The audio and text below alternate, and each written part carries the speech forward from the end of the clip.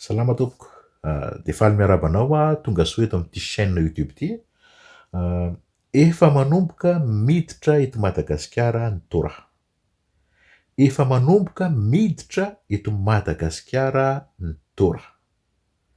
Izay indray lohatenin'ny vidéo antsika androany. Ho jerentsika miaraka eto hoe inona ny zavatra miseho, inona ny zava-misy, inona ny zavatra mitranga mahatonga anahako miteny an'io. Anomboantsika anazy ary dia andao aloha jerevantsika malaky hoe inona no atao hoe Torah. Inona zany Torah zany? Inona no antsoina hoe Torah? Ny teny hoe Torah dia teny hebreo izy io. Teny hebreo ny Torah. Ary raha dikantsika direct amin'ny teny frantsay dia ny dikany dia hoe instruction. Izany hoe raha dika direct avy amin'ny teny hebreo mankany amin'ny teny frantsay dia ny dikan'ny Torah dia hoe instruction. Izany hoe toromarika raha dika amin'ny teny malagasy.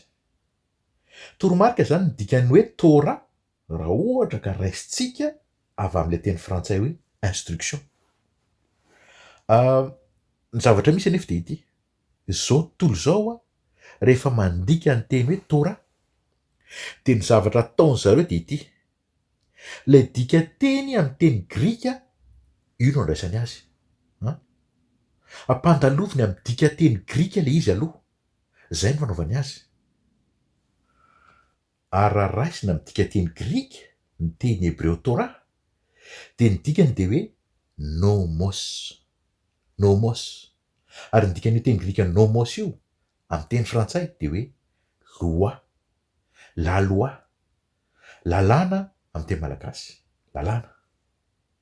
Dia izay no mahatonga an'izao tontolo izao rehefa mandika ny teny hoe Torah zareo dia antsoiny hoe la loi de Moïse. Ny lalàn'i Mosesy. Lalàna. Eto izany dia misy famitam-potana eto. Eo amin'ilay dika teny. Misy famitam-potana eto satria nahoana? Satria tian'izao tontolo izao atao fampitahorana, atao fampiororona ny olona ilay teny hoe lalàn'i Mosesy. Ny tena marina anie dia ity. Izany mandika lalàna izany dia mampigahatra. Mampigahatra ny fandikan-dalàna. Izany ny lalàn'ny tany na aiza n'aiza firenena. Noho izany matahotra mandika lalàna ny olona. Matahotra izy vao maheno an'ilay hoe lalàna. Dia raha ohatra ihany ny fahatahoran'ny olona ny lalàn'ny tany dia mba eritrereto anie hoe mba ohatran'ny ahoana ny fahatahoran'ny olona ny lalàn'ny lanitra. Mba ohatran'ny ahoana? Mba ohatran'ny ahoana ny fahatahoran'ny olona ny lalàn'i Mosesy? Lalàna avy amin'Andriamanitra. Lalàna avy amin'Andriananahary. Tsy vao maika ve ilay olona matahotra be vao maheno an'ilay hoe lalàn'ny lanitra io hoe? Lalàn'i Mosesy io hoe? Tsy vao maika ve ilay olona miorooro? Hoe ity lalàn'i Mosesy ity anie ka avy amin'Andriamanitra e. Donc lasa matahotra be ilay olona. Hoe ho loza ny ahazo anahako raha toa ka sanatria mandika an'io lalàn'ny lanitra io zaho. Loza be. Asa raha azonareo tiako tenenina. Ny tiako tenenina dia ity. Eny tsara ity. Fanahiniana izao tontolo izao ny mampiasa ny teny grika nomos rehefa mandika ny teny hebreo Torah zareo. Satria ny zavatra tiany ho atao, ny zavatra tiany ho tratrarina dia ity. Rehefa maheno an'ilay hoe lalàn'i Mosesy ny olona dia matahotra. Dia rehefa matahotra izy dia normalina be raha toa ka tsy mety mamaky ny lalàn'i Mosesy. Normalina be raha toa ka tsy mety mamaky ny bokin'ny lalàna. Normalina be raha toa ka matahotra hamaky Torah satria vokatry ny fampiasana ilay traduction lalàna. Lalàn'i Mosesy. La loi de Moïse. Kanefa ny tena dika teny marina, ny tena vraie traduction, ny dikan'ny teny hebreo Torah dia instruction dikany. Toromarika. Io no tena dikany. Ary tsika rehefa maheno an'ilay hoe instruction, rehefa maheno an'ilay hoe toromarika De ny zavatra tonga ao an-tsaina voalohany de hoe misy fampianarana eto, misy enseignement eto, misy éducation eto. Azonareo ve? Jereo tsara fa raha vao miresaka hoe lalàna de ny zavatra tonga ao an-tsaina voalohany de ny tribunal. Ny zavatra tonga ao an-tsaina voalohany de ny fitsarana. Misy juge eo, misy mpitsara, misy avocat, mpisolo vava, misy polisy, misy gendarme. Ataoko angamba fa tsy misy te hierika an'izany fitsarana zany tsika rehetrarehetra eo. Tsy misy te handeha any amin'izany fitsarana zany. De jereo tsara amin'izay fa raha ohatra kosa le traduction hoe instruction no andikatsika ny teny hoe Torah de tena miova tanteraka ny daonina. Lasa sekoly ny tonga ao an-tsaina voalohany. Lasa sekoly fampianarana, lasa école pour enseigner ny tonga ao an-tsaina voalohany. Azonareo ve? Donc misy mpampianatra eo de misy mpianatra koa. Lasa hoe fianarana le fitsarana, tsy misy juge tsony fa lasa mpampianatra indray no eo. Zany hoe le fitsarana entina hiampangana zany lasa sekoly fampianarana le izy. Azonareo ve? Le hoe Torah anie tena tsotra be fa tsy compliqué. Ny atao hoe Torah de ny boky 5 voalohany ao amin'ny Baiboly. Boky 5 voalohany ao amin'ny testamenta taloha. Zany hoe Genesis, avy eo Exodus, avy eo Leviticus, Nomery, ary ny fahadimy farany de Deutéronomia. Reo boky 5 reo no antsoina hoe Torah. Tsotra be. De ireo boky 5 reo no antsoina zao tontolo zao hoe lalàn'i Mosesy. Lalàna. Reo boky 5 reo no ataon'zareo biby fampitahorana ny olona. Nefa ny tena dikan'ny Torah de hoe instruction. Toromarika ny tena dikany. Zany hoe ny tena marina zany de fampianarana ny tena dikan'ny hoe Torah. De ny fanontaniana ary de hoe fampianarana momba ny inona moa zany? Inona ny zavatra ampianarin'ny Torah? Inona? Ny zavatra ampianarin'ny Torah de zavatra tsotra. Ny Torah de mampianatra ny fahamarinan'Andriamanitra. Mampianatra ny fahamarinan'Andriamanitra ny Torah. La Torah enseigne la justice de Dieu. La Torah enseigne comment Dieu est juste. La Torah enseigne comment Dieu pense. La Torah enseigne la façon de penser de Dieu. La Torah enseigne comment Dieu juge. Le teny frantsay tena mahalaza azy tsara fa raha ataoko amin'ny teny gasy de hoe ny Torah de mampianatra antsika hoe ohatran'ny ahoana ny fomba fisainan'Andriamanitra. Ny Torah de mampiseho antsika hoe ohatran'ny ahoana ny fomba fieritreretan'Andriamanitra. Ohatran'ny ahoana ny fomba fitsaran'Andriamanitra rehefa mitsara izy. Ny Torah de mamboraka amintsika hoe ohatran'ny ahoana ny toe-pon'Andriamanitra. Ohatran'ny ahoana ny toe-pon'Andriamanitra. Ohatran'ny ahoana ny toe-pony. Izany hoe ny Torah zany raha fitinina de fampahafantarana hoe iza marina ity Andriamanitra ity. Iza marina ity Andriamanitra ny Israely ity. Ohatran'ny ahoana ny toe-pony ity Andriamanitra ny Israely ity. Ity misy zavatra mila fantatsika tsara. Ino tsara ity? Be dia be ny olona no miteny hoe ny Torah de natao ho an'ny jiosy ihany. Hoe ny Torah de nomena ho an'ny jiosy ihany noho izany isika kristianina tsy tokony hifantoka amin'ny Torah. Fa ny antsika tokony hoe ny testamenta vaovao ihany no tokony hifantohantsika. Be dia be ny olona no miteny an'izany. Fantandreo fa Jesosy tsy niteny an'izany. Zao no tenin'i Jesosy. Matthieu 5:1-20. Ino tsara ity? Aza ataonareo fa tonga aho handrava ny lalàna na ny mpaminany.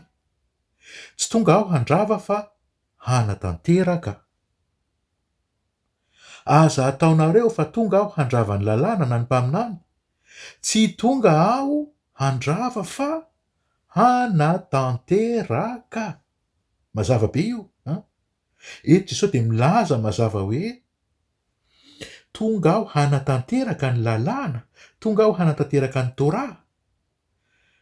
De inona ary ny dikan'ilay hoe hanatanteraka? Inona ny dikany eo? Ndaontsika aka ohatra anankiray ao amin'ny Tora. Ny ohatra ilayntsika dia ilay tantaran'ny Paska, ilay Paska voalohany tany Egypta. Ilay zanak'ondry novonoina dia avy eo ny rany nosorona teo amin'ny tolànam-baravarana. Iny rano zanak'ondry iny no nanafaka ny Israelita tamin'ny fanadevozan'ny Farao. Iny rano zanak'ondry iny no nanafaka ny Israelita tamin'ny fanadevozan'ny Egyptianina. Dia inona moa ny dikan'ilay hoe fanandevozan'ny Farao? Inona ny dikan'ny hoe fanandevozan'ny Egyptianina? Ny dikan'ny fanandevozan'ny Farao dia fanandevozan'ny Satana. Zany hoe Farao zany eto dia midika hoe Satana. Avy eo indray ny dikan'ny hoe fanandevozan'ny Egyptianina dia ny fanandevozan'ny fahotana. Zany hoe ny Egyptianina zany dia midika hoe fahotana.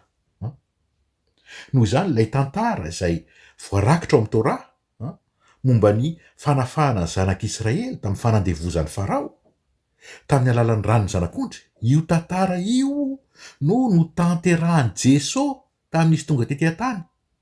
I Jesosy mihitsy ilay zanak'ondry novonoina tamin'ny andro Paska, ary iny rano Jesosy iny rano zanak'ondry iny latsaka tamin'ny andro Paska iny no nanafaka ny olona rehetra, tsy hakanavaka na jiosy na jentilisa tamin'ny fanandevozan'ny fahotana.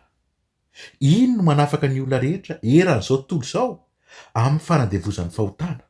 Zany hoe ilay fanatanterahana ny lalàna, ilay fanatanterahana ny Tora no lazain'i Jesosy zany, ny tena dikan'io dia ity: notanterahin'i Jesosy ho an'izao tontolo izao ny Tora. Notanterahin'i Jesosy ho an'ny jiosy sy ny jentilisa ny Tora. Samy afaka amin'ny fanandevozan'ny fahotana daholo tsika noho ny rany Jesosy, noho ny ranony zanak'ondry.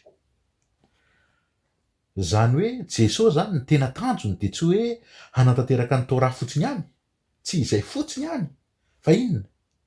Ny tena tanjony koa dia ny hanitatra ny Tora ho an'ny jentilisa. Hanitatra ny Tora ho an'izao tontolo izao. Azonareo ve? Zany hoe ny Tora zany dia tsy ho an'ny jiosy irery ihany intsony, fa ny Tora koa dia nomena antsika jentilisa. Ary Jesosy izay zanak'Andriamanitra mihitsy ny nidina tetỳ an-tany nanome antsika jentilisa ny Tora. Donc ny Tora zany dia miatra amintsika jentilisa koa. Ny Tora dia miatra amintsika kristianina koa, fa tsy hoe akory ho an'ny jiosy irery ihany. Donc raha tena tiana ho fantatra marina hoe mba iza marina moa ity Andriamanitry ny Israely ivavahantsika ity, dia vakio ny Tora. Vakio dia ho hitanao ao fa ho gaga ianao, ho gaga ianao mahita ny toetrany, ho gaga ianao mahita ny fomba fisainany, ho gaga ianao mahita ny fomba fitsarany, ho gaga ianao mahita ny toe-pony, ho gaga ianao mahita ny fahamarinany, ho gaga ianao mahita ny justisy ny Andriamanitra Israely. Ary eo amin'izay resaka fahamarinana izay indrindra, le izy tsy misy hoe misy ny fahamarinana ety ambonin'ny tany dia misy koa ny fahamarinana ny an-danitra. Tsy misy an'izany. Ny fahamarinana dia anankiray ihany. Anankiray ihany ny fahamarinana.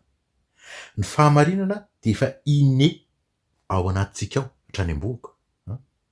Ny fahamarinana dia efa raikitra ao anatintsika ao hatrany am-boka. Tsy voatery hoe mila mivavaka be ianao vao manao ny fahamarinana. Be dia be ny olona ny tsy mivavaka, tsy mandeha any am-piangonana, nefa dia mandala ny fahamarinana izy eo amin'ny fiainana andavanandro. Ny azy tena hoe pratikeny amin'ny andavanandro ilay fahamarinana, tena pratikeny isanandro, fa tsy manao ohatran'ny kristianina sasatsasany hoe mivavaka miambahamba, mivavaka be ny alahady dia mangalatra koa ny latsinainy. Ny sasatsasany amin'ny kristianina dia izany ny fomba fiainany.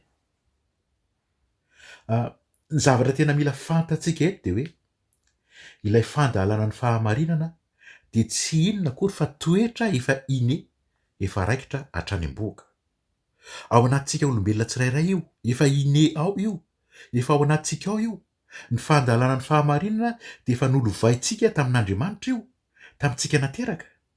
donc efa iné ao anatsika ao io fa kosa tsy voasoratra naizanaiza fotsiny tsy misy arsiva na boky mirakitra tsoratra an'io fahamarinana io de izay no asan'ny tora ny tora zany de mandrakitra antsoratra ny atao hoe fahamarinana lay fahamarinana zay ao am-potsika ao a izay napetraka andriamanitra atao am-potsika ao a tamitsika nateraka io a le ao anatin'ny tora izany hoe ny olona anankiray zany rehefa manao ny marina rehefa mandala ny fahamarinana de efa azo lazaina hoe efa misy tora kely ao anatiny ao efa misy sombony tora ao anatiny ao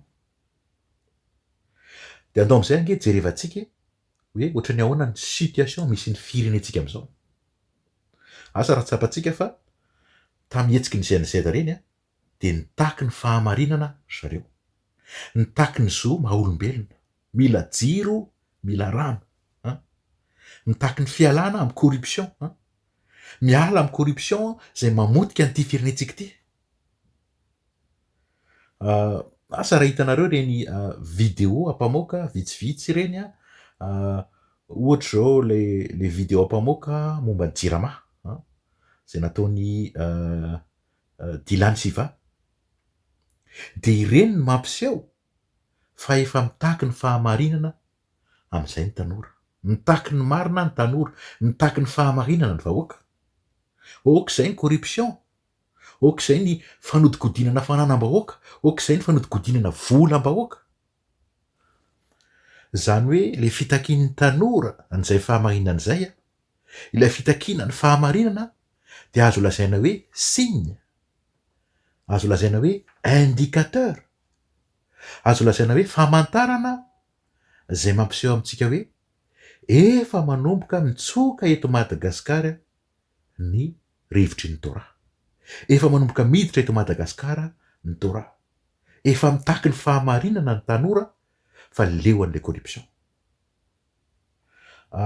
mba hitanareo azy tsara de andao nge tsika aka ohatra anankiray ao amy tora aza manao zay tsy marina amy fitsarana na amy fandrefesana na amy fandanjana na amin'ny famarana Levitikosy 7:5-5 aza manao izay tsy marina amin'ny fitsarana na amin'ny fandrefesana na amin'ny fandanjana na amin'ny famarana io teny io zao de natao fampianarana ho an'ny mpitsara sy fampianarana ho an'ny mpivarotra koa ozy ny tompo mampianatra ny mpitsara mampianatra ny juge hoe aza manao izay tsy marina amin'ny fitsarana fa ataovy marina ny fitsarana rehefa mitsara ianao aza manao fitsaran-diso fa manaova fitsarana marina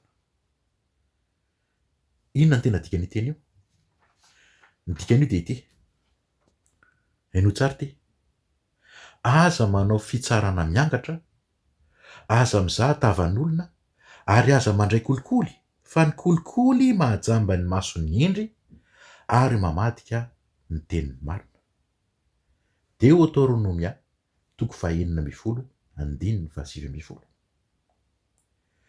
aza manao fitsarana miangatra aza mizaha tavan'olona ary aza mandray kolikoly fa ny kolikoly mahajamba ny mason'ny endry ary mamadika ny teniny marina ahoana ny fahitanareo an'io tsy marina be ve io indraindray za de manontany tena hoe rovina vao mba hisy ampiatra eto Madagasikara eo andininy io rovina mba rovina ihany tsy efa mba fotoanany am'izay ve zao ny zay da efa mitaky ny fahamarinana mitaky justice efa niova ny mpitondra efa mpitondra vaovao no eo ka tsy efa mba fotoana anomboana ny tena fitsarana marina am'izay ve zao aza manao fitsarana miangatra rehefa mitsara raha ohatra ianao ka mpitsara de nataon'ny tompo ho anao io fampianarana io fampianarana ho anao io aza mizaha tavan'olona rehefa mitsara raha ohatra ianao ka mpitsara ka misy namanao na koa fianakavianao ao am'leo olona tsarain'ireo de ataovy marina ny fitsaranao raha ohatra ka diso marina le namanao, raha ohatra ka diso marina le avanao, de mila saziana izy, mila ampangaina, point final. Aza mandray kolikoly rehefa mitsara. Fa ny kolikoly izy de maninona? Fa ny kolikoly dia mahajamba ny masony endry ary mamadika ny teniny marina. Tompo, roviana fomba ho tonga amin'ny firenenay ity teny mamy ty. Roviana fomba ho tonga ny mponiny malagasy rehetra ity torahanao ty. Roviana izahay malagasy fomba ho afaka amin'ny fanadevozan'ny kolikoly. Tsy misy afa-tsy kolikoly. Maraina, atoandro, hariva no manjaka ao Madagasikara. Manao kolikoly daholo, manomboka any amin'ny filoham-pirenena ka hatrany amin'ny mpiasa madinika. Manao kolikoly daholo izay rehetra tompo. Handevoziny kolikoly daholo izay rehetra tompo. Ka mba mangataka ny fahamindraponao, mangataka aminao mba hataovy miditra eto Madagasikara amin'izay ity teny maminao ity, ity torahanao ity, ity teny maminao ity tompo. Mila an'io teny io zahay tompo. Mba hataovy miditra ao am-pon'ny malagasy rehetra ity teninao avy amin'ny Torah ity tompo. Ary tsy io teny io ihany, fa ny Torah ray manontolo mihitsy no angatahanay. Ny Torah ray manontolo mihitsy no angatahanay ho ampidirinao eto Madagasikara. Tompo, arovo ireo rehetra izay mitaky ny fahamarinana eto Madagasikara. Ampio izy ireo amin'izany asa masina izany. Arovo izy ireo mba tsy ho voagadra ny fahavalo-pirenena izay mitady hanampim-bava ny marina. Tadiavin'ny zareo ho tapenam-bava ny marina tompo. Tadiavin'ny zareo mbola ho averina indray tompo ny fomba ratsin zareo. Efa fanao ny hatramin'izay. Kolikoly, corruption. Tsy misy afa-tsy kolikoly. Efa leo an'ny kolikoly zahay tompo. Efa leo an'ny corruption zahay. Efa lasa makaloloy anay vao maheno hoe kolikoly. Efa lasa makandoa anay. Efa lasa marikoriko anay vao maheno hoe corruption. Mifona aminao zahay tompo. Mba hafao amin'ny fanandevozan'ny kolikoly ty firenena ity. Béni sois-tu éternel notre Dieu, roi de l'univers. Ho tahina anie ianao zanaharinay, andriana nahary an'izao rehetra zao. Amen.